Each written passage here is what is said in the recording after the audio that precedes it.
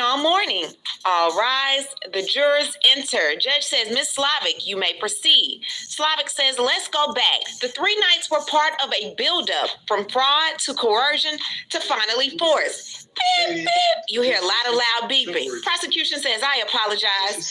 Judge says, do you need to change the batteries? I'm not sure who's been charging the devices at night, but to whoever it is, you about to lose your job.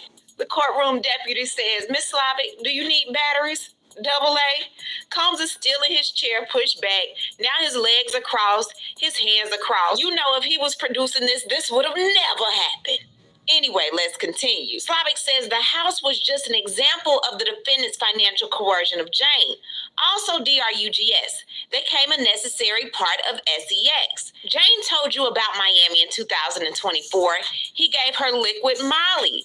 They showed you video. They'll argue that she was super into it, but she was super high. His coercion included threats to release tapes of her having SEX in the hotel rooms. Combs threatened to send her SEX tapes to her child's father.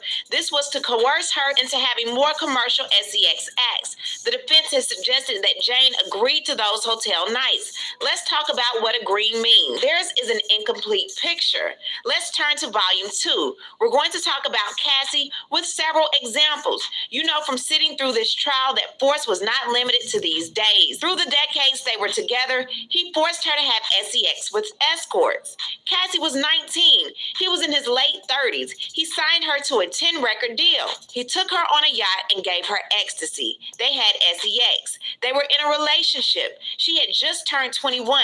The defendant was her boss, who called all the shots. He molded her. He told Capricorn, let me show you, then ordered Cassie around. She did it. Walk and turn around. Total compliance. He didn't take no for an answer. He was abusive. Physical, emotional, psychological, and sexual. They want you to call this domestic violence, but he was forcing her to have freak-offs. He controlled everything. He demanded that her nails be done a certain way on red carpets. The Vanity Fair party in 2014, Deontay Nash told you. He shouted. Combs shouted. I thought I told y'all she had to have her hair up. He wouldn't let her make money from her music. She was offered the chance to do a common video. Puff said no. He paid for her car, clothing, phones, and vacations. He made her dependent. He did it to her family, too. After he found out that she was with Kid Cudi, he demanded $20,000 from her parents to pay him back, or he'd release her SEX tapes. That month, in just this account, he had $3.2 million coming in and out. This was all about control. Remember what Dr. Hughes said. When a victim is on unsure footing, the abuser has control. He punched her, kicked her, and dragged her. When it was bad, he hid her in hotels to heal and not be seen. You saw photos and videos. D-Rock, Rude, Polly, they all knew. He attacked her for attending a Prince party until Prince's security intervened. Mia and Maya Morales described abuse to you. Cassie told you. When she got to the house, he threatened to release her SEX tapes. He assaulted her in Jamaica. He beat her up in Las Vegas while she was curled up under the toilet. She said D-Rock cried. There was his assault at the Intercontinental Hotel, caught on tape. For Cassie, it was her normal. She was there when he attacked Mia, Deontay Nash, and Banna. Banna may have gotten the date wrong, but she was definitely injured. One time he had Cassie hold guns for him. The diner and the Suge Knight incident, Cassie was in the house. She saw. Why didn't she leave? Miss Hughes explained that hitting leads to fear. Even when Cassie was in South Africa, she could not get away. KK kept calling.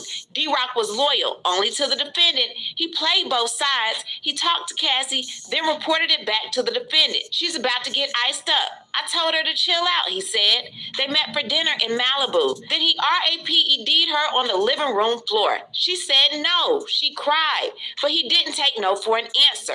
He R.I.P.'d her. He wrote, I could tell I didn't turn you on yesterday. That's it. That is, he R.I.P.'d her. Because of the trauma bond, after the R.I.P.E., she met him at a friend's party and then had SEX. consensual SEX. This was a trauma bond. He had an MO, an hours-long performance. He pleasured himself and sometimes filmed it, just like with Jane. Sometimes the defendant told escorts to urinate on her. Sometimes he urinated himself. Why? To turn himself on. She became